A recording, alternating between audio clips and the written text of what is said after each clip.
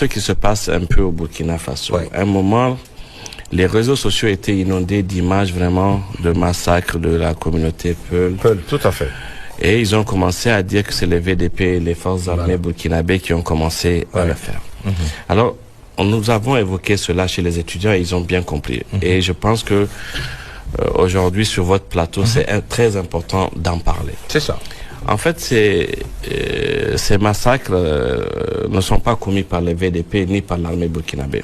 C'est des mercenaires qui le font et qui filment et qui les balancent sur les réseaux sociaux. D'accord.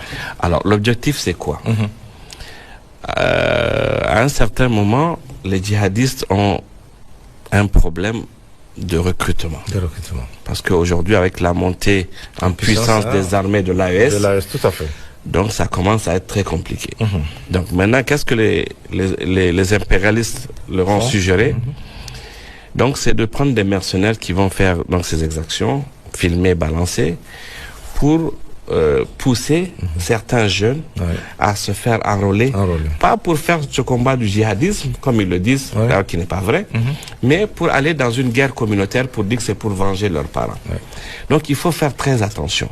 Ces images sont vraies, nous ne disons pas que c'est des fausses images, mais ce ne sont pas les VDP, ce ne sont pas l'armée burkinabé.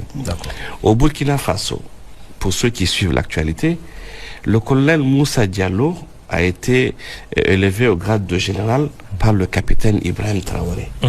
Ensuite, il a été nommé chef d'état-major. Tout à fait. Mais Moussa Diallo est Peul. Il est Peul.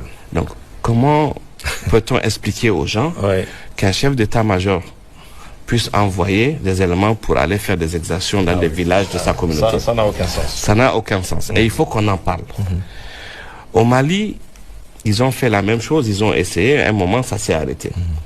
Ce que beaucoup de nos téléspectateurs ne savent pas, c'est que la première dame du Mali, Lalla Diallo, est Peul.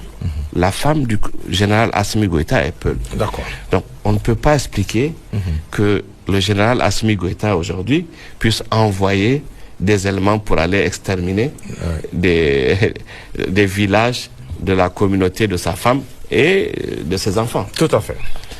Pour revenir au Niger,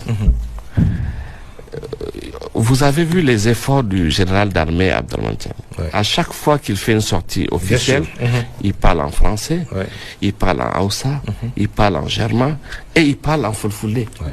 C'est un message fort pour montrer que ce qui se passe dans nos pays, ce n'est pas, c'est au-delà, c'est pas des problèmes ethniques ou autres. C'est un combat qui se fait contre le terrorisme. C'est ça.